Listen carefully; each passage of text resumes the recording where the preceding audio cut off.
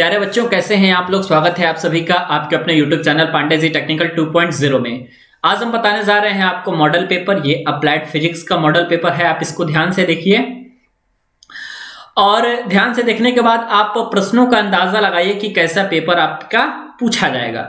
Total 50 number का paper होता है, ये बातें तो आपको मालूम है। टोटल टाइमिंग आपको 2.5 घंटे की मिलती है। 2.5 घंटे की आपकी टाइमिंग रहती है, जिसमें आपको 50 नंबर के क्वेश्चंस को सॉल्व करना होता है। ठीक है, अब देखिए, इसमें किसी भी प्रकार का मोबाइल फोन वगैरह किसी भी प्रकार की इलेक्ट्रॉनिक इक्विपमेंट आपकी मान्य नहीं रहती है।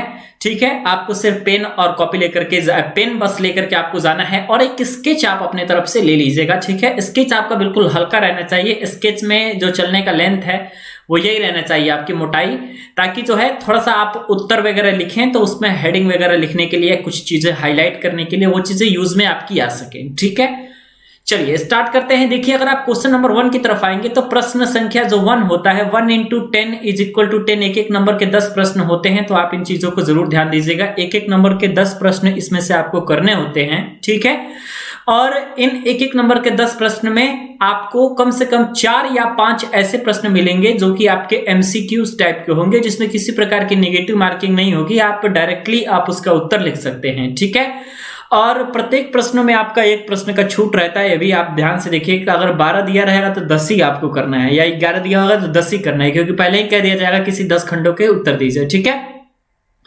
जैसे कि क्वेश्चन नंबर 100 को आप देखिए, क्वेश्चन नंबर 2 को आप देखिए, क्वेश्चन नंबर य को आप देखिए, चाहे क्वेश्चन नंबर ल को आप देखिए। ठीक है, इन चारों क्वेश्चंस में आपने देखा कि आपका 3-3 ऑप्शन दिया हुआ है। ठीक है, तो आप इन चीजों को जरूर याद रखें कि भैया उत्तर आपका जो है ऑप्शनल भी होता है, तो 4-5 क्वेश्चन आपको आसानी के साथ ऑप्शन वाले मिल जाएंगे, तो ये आपके मार्क्स बढ़ाने में बहुत ज्यादा उपयोगी होंगे। ठीक है, एक एक नंबर के क्वेश्चन है, तो जितना चीजें मालूम है उतना लिखिए। आप उस बारे में, उस उत्तर के बारे में आपको जितना मालूम है उतना लिखिए। शेष 1-2 लाइन अपनी तरफ से बना करके ऐड कर दीजिए, कोई दिक्कत की बात नहीं है। ठीक है, और स्टेप मार्किंग इस पेपर में होगी, तो आप इस बातों के बारे में भी जरूर ख्याल रखिएगा। ठीक है, तो अब आते हैं नेक्स्ट क्वेश्चन की तरफ। नेक्स्ट क्वेश्चन आपका क्वेश्चन नंबर 2 होता है। क्वेश्चन नंबर 2 में आपको 5 खंडों को हल करना होता है, किन्हीं 5 प्रश्नों को हल करना होता है।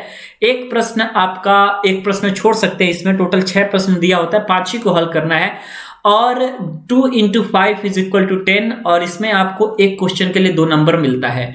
जैसे इसमें आपका ये वीमा के एकरूपता के सिद्धांत को समझाइए। ये काफी महत्वपूर्ण प्रश्न है, मॉडल पेपर में भी है, हो सकता है कि पेपर में भी आपका आ जाए। ठीक है, इसी तरीके से अब वाले प्रश्न को देखिएगा तो यहाँ पे एक एक नंबर के 2 प्रश्न दे दिए गए। इसका मतलब 1 नंबर यहां से आपको मिलेगा, 1 नंबर यहां से मिलेगा, लेकिन टोटल क्वेश्चन आपका जो है ये 2 नंबर का ही रहेगा, क्योंकि जो प्रश्न संख्या 2 होता है आपका, ये 2 नंबर का होता है। आपको इसके बारे में ध्यान रखना है। ठीक है, और जैसे कि आपको ये मालूम चल गया, टोटल आपका 6 प्रश्न, 2 उधर हमने देख लिया और हमने देख लिया 3 और 2 5 इधर। ठीक है, जैसे कि देखिए यहाँ पे मैं बताता हूं, 1 2 इधर क्वेश्चन हो गया, और 3 4 5 6 7, टोटल 7 प्रश्न है, 5 ही करने हैं आपको। ठीक है, ग्रहों के गति संबंधी केपलर के नियम, इसमें एक न्यूमेरिकल भी पूछा जाता है, और मैं आपको पहले ही बता चुका हूं कि न्यूमेरिकल जो है ज्यादातर चांस यही है कि वृत्तीय गति से पूछा जाए। एक आपका निगमन होगा, तो 2 नंबर वाला जो निगमन होगा वो बहुत आसान होगा। जैसे रेखीय त्वरण और कोणीय त्वरण के बीच संबंध स्थापित करिए, या रेखीय वेग तथा कोणीय वेग के बीच संबंध स्थापित करिए। 2 नंबर वाले न्यूमेरिकल, 2 नंबर वाले डेरिवेशन या 2 नंबर वाले न्यूमेरिकल,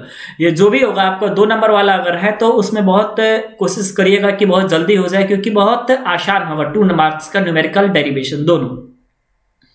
ठीक है, उसमें चालकता गुणांक आपसे पूछा जाता है, इसका परिभाषित करना है और इसके मात्रक को लिखिए। ये आपका क्वेश्चन नंबर 2 है। आसान क्वेश्चन रहेगा, आपको घबराना नहीं है, बस देखना है कि आपको कौन कौन से प्रश्न आ रहे हैं। उसके बाद जब आप क्वेश्चन नंबर 3 की तरफ चलेंगे तो क्वेश्चन नंबर 3 जो है आपका, किन्हीं 2 खंडों के को हल करिए। अब यहां से जो है आपका स्टार्ट हो जाता है 2 × 5 = 10, यानी 5-5 नंबर के क्वेश्चन अब यहां से आपके पूछे जाने स्टार्ट हो जाते हैं, जिनमें एक आपका श्यानता वगैरह से पूछ सकता है, पृष्ठ तनाव से पूछ सकता है, श्यानता गुणांक से पूछ सकता है, श्यानता पर एक डेरिवेशन आता है वो पूछ सकता है, या पृष्ठ तनाव का जो डेरिवेशन होता है वो पूछ सकता है। ठीक है, तो 5 नंबर वाला में आपको कम से कम 2-3 पेज तो लिखना ही है, और उसमें एक डायग्राम जरूर रहना चाहिए। 5 नंबर वाले कोई भी क्वेश्चन आप बिना डायग्राम के मत कीजिएगा। इसमें भी 2 खंडों को ही करना है, एक प्रश्न का इसमें भी आपको छूट मिलता है। उसके बाद बल वाले चैप्टर से एक 5 नंबर के, जैसे संरक्षी बल को समझाइए, परिभाषित करिए, तो ये आप पा लीजिए यहाँ से 2 नंबर ये है, और एक आपका डेरिवेशन टाइप का है तो ये आप लोगों का एक संरक्षी बल का उदाहरण है, तो ये भी आपका मान लीजिए 2 नंबर यहां से हो जाएगा। कहने का मतलब ये है कि आपका 5 नंबर का क्वेश्चन रहेगा तो डिटेल में उसके आंसर को आपको लिखना है। अगर डिटेल में अगर आप उसके आंसर को नहीं लिखते हैं तो फिर समस्या हो जाएगी, प्रॉब्लम हो जाएगी आपको और मार्क्स पूरे नहीं मिल पाएंगे। नेक्स्ट आपको ऊष्मागतिकी से जो है ये पूछा जा रहा है, कार्य ऊर्जा प्रमेय का उल्लेख कीजिए और इसे सिद्ध करिए। ठीक है, कार्य ऊर्जा प्रमेय का उल्लेख कीजिए और इसे सिद्ध करिए। ये आपका जो खंड है ये आपका ऊष्मागतिकी से आपका खंड निकल के आता है। तो 5 नंबर का ये वाला जो क्वेश्चन है, क्वेश्चन नंबर 3 के बाद जितना होगा सारे 5 नंबर के प्रश्न आपके निकल के आएंगे मॉडल पेपर में। ठीक है, और मेन पेपर में भी बिल्कुल वैसे ही होगा। ठीक है, क्वेश्चन नंबर 4 में भी आपको 2 खंडों को हल करना है और इन 2 खंडों से आपको मिलने वाले जो मार्क्स है 2 × 5 = 10, यानी टोटल 10 नंबर के प्रश्न आपको यहां से भी देखने को मिलेंगे। टोटल 10 नंबर के प्रश्न आपके यहां से भी पढ़ने को मिलेंगे।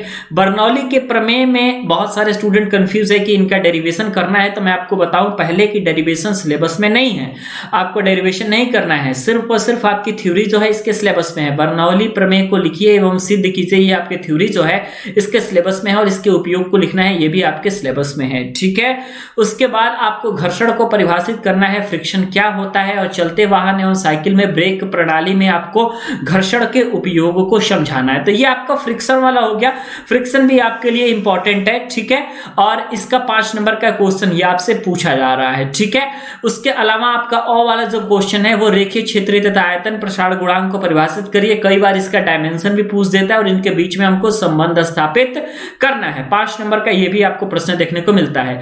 अगले प्रश्न की तरफ चलेंगे तो क्वेश्चन नंबर 5 आपका रहेगा और ये आपका लास्ट है, क्योंकि आपको पता है कि 50 नंबर का पेपर है भाई, तो प्रत्येक प्रश्न आपके जो है ये आपके आने वाले हैं 10 नंबर के। तो 10 10 10 आपका इस तरीके से 5 सेक्शन आपका कुल 5 प्रश्न रहता है, 50 नंबर आपको मिल जाते हैं। तो लास्ट वाले जो दोस्तों सेक्शन रहता है इसमें मैं आपको बताऊं कि चाहे वो केमिस्ट्री हो चाहे फिजिक्स हो, दोनों जगहों पे यही होता है कि टिप्पणी वाले प्रश्न ज्यादा पूछे जाते हैं। दोनों जगहों पे ये होता है कि आपके टिप्पणी वाले प्रश्न ज्यादा पूछे जाते हैं, तो आप टिप्पणी वाले प्रश्नों पे देख लीजिएगा। ठीक है, टिप्पणी वाले प्रश्नों पे कुछ खास नहीं करना है, उसके बारे में आपको जितना स्टडी है जैसे ब्लैक होल के सिद्धांत के बारे में आपको मान लीजिए स्टडी है, इसके अलावा कार्नो इंजन या कार्नो साइकिल के बारे में है या पृष्ठ तनाव के बारे में है, इन तीनों में से किसी भी 2 टॉपिक के बारे में अगर अच्छे तरीके से आप जानते हैं तो आप लिख दीजिए, अगर नहीं भी जानते हैं फिर भी लिख दीजिए, क्योंकि क्वेश्चन तो छोड़ना नहीं है। आपको मैंने ऑलरेडी बता दिया कि स्टेप मार्किंग जहां भी जिस भी एग्जाम में होता है वहां पे हम कोशिश ये करते हैं कि क्वेश्चन हमारा एक भी ना छूटे,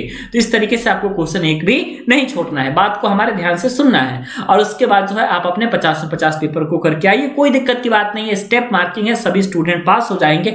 थोड़ा इंपॉर्टेंट जो मैं बताया हूं उस वीडियो को भी आप देखा करिए और चैनल पे नए हैं तो भाई चैनल को सब्सक्राइब भी किया कीजिए।